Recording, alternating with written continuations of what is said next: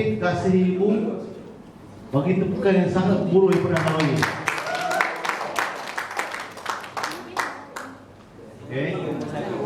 Boleh mula sekarang? Angkat tangan dulu. Okey, boleh. Kalau kata okey begitu klik mulut kucing Ini dia panggil gangguan semangkuk.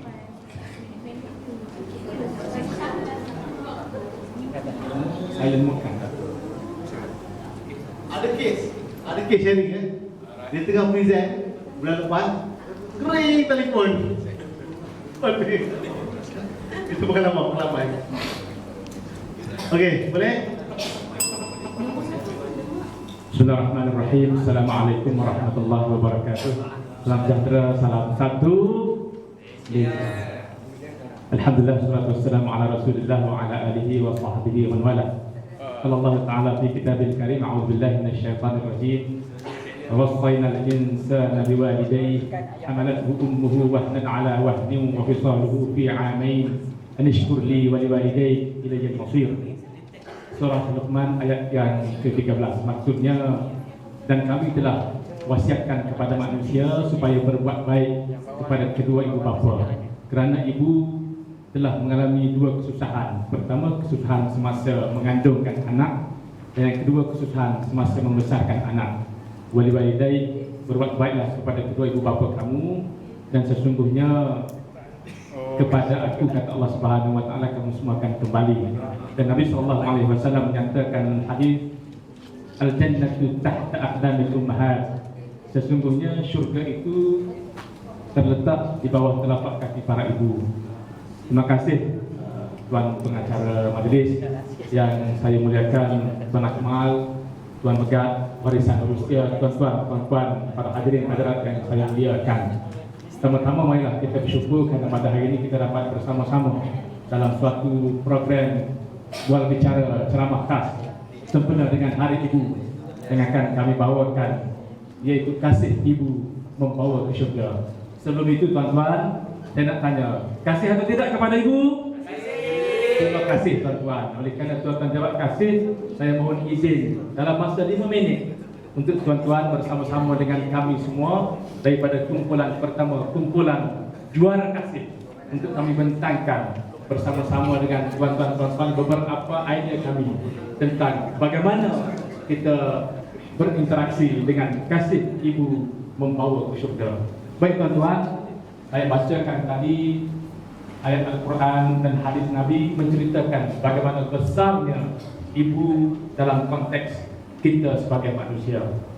Dan hujah saya ini akan disokong oleh 4 poin utama yang akan diteruskan oleh rakan-rakan saya yang berada di sebelah kiri saya.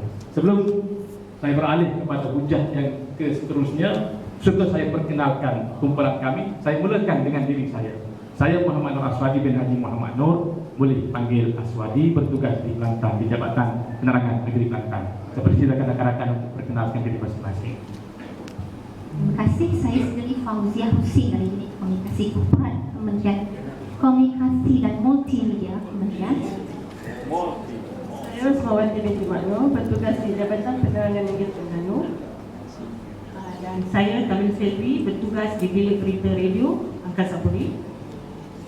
Saya Syahid Mustafa dari Jabatan Penerangan Malaysia. Saya Muhammad Helmi bin Hassan dari Jabatan Hal Ehwal Khas Negeri Terengganu.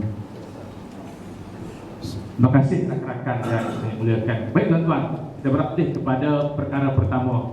Dalam pembentangan kami ini akan ada beberapa perkara yang akan kita kongsi bersama. Pertamanya tentang pendahuluan, bagaimana saya sebut tadi, bagaimana besarnya jasa ataupun bagaimana dalam agama kita memperuntukkan taraf yang sangat tinggi kepada seorang ibu.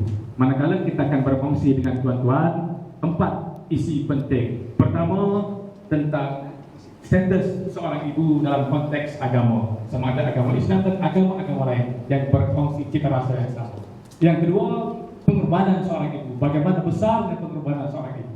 Manakala poin yang ketiga, tangan yang menghayung wayan bisa menggemparkan dunia, bisa mengguncang dunia. Bagaimana seorang ibu, kejayaan seseorang suami atau lelaki itu ada di sebelahnya, di belakangnya, di sebalik tabirnya seorang wanita yang bergelar ibu. Manakala poin yang terakhir yaitu bagaimana kita berinteraksi dengan statistik warga emas di Malaysia yang sentiasa bertambah. Bagaimana kita sebagai anak, sebagai rakyat yang cintakan kepada kasih sayang, berinteraksi dengan warga emas dalam negara kita. Nah, 4 poin ataupun perkara yang akan kami bentangkan kepada semua tuan-tuan dalam masa kurang lebih 5 ke 8 minit yang berbaki dengan kami semua. Saya beralih kepada rakan saya untuk meneruskan poin yang pertama. Persilakan.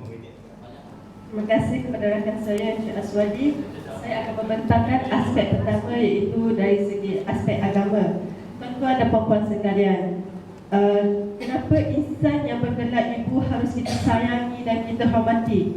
Ini kerana mana-mana agama menekankan bahawa ibu merupakan insan yang harus, yang wajib kita sayangi dan kita hormati. Kerana dari segi agama, kita lihat hadis riwayat Bukhari meriwayatkan ada seorang sahabat Rasulullah SAW bertanyakan kepada Rasulullah SAW, kepada siapakah aku harus berbuat baik? Lalu Rasulullah SAW menjawab, ummuka, abuka. Rasulullah SAW menjawab 3 kali ummuka, barulah abuka. Di sini menekankan betapa pentingnya ibu kepada kita semualah. Barulah kita kepada bapa, abuka. Dari segi kaum India juga ada quotation daripada kaum India mengatakan tiada tempat ibadah lebih daripada ibu. Di sini juga menekankan betapa ibu merupakan insan yang sangat kita sayangi dan harus diberikan keutamaan. Jadi merujuk kepada 2 contoh yang saya sebutkan tadi, dapatlah kita lihat bahawa ibu diletakkan di tangga teratas sekali. Saya serahkan poin seterusnya kepada rakan saya.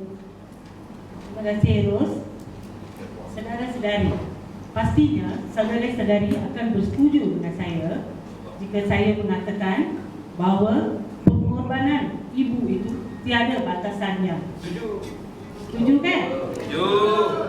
Dalam hal ini, di dalam sesebuah keluarga, ibu mengorban untuk keluarganya, khususnya anak-anaknya. Saya terbaca suatu kisah di surat khabar tidak lama dahulu. Kisah ini mengenai seorang ibu yang berulang-alik ke kuliah selama 5 tahun. Saudara-saudari mesti tertanya-tanya, kenapa ibu berulang-alik? Adakah dia nak mendapatkan ijazah? Tidak. Dia berulang-alik untuk anaknya yang kurang upaya tidak boleh berjalan. Kedua-dua kakinya tidak boleh lumpuh dari bawah. So dia kena bawa anaknya dalam kereta kursi roda ke kuliah. Hanya untuk menolong anaknya mencapai cita-citanya menjadi seorang siswasa. Itulah pengorbanan ibu ini selama 5 tahun. Saya rasa pengorbanannya tidak akan berhenti di situ kerana anaknya kurang upaya kan. So dia kena menjaga anaknya sampai tua lah saya rasa, selagi dia hidup. Ini hanya adalah satu contoh pengorbanan ibu dalam banyak-banyak kisah kasih sayang ibu yang tiada gantinya. Itu sajalah, saya akan serahkan untuk isi seterusnya kepada rakan saya, Encik Syarif.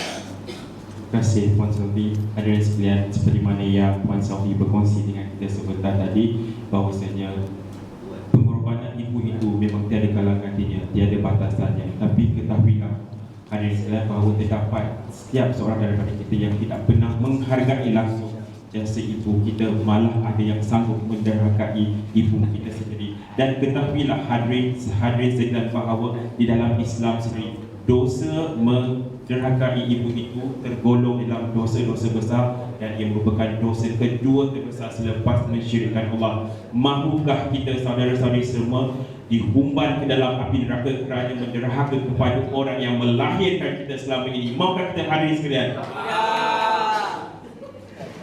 Ingatlah sidang hadirin sekalian,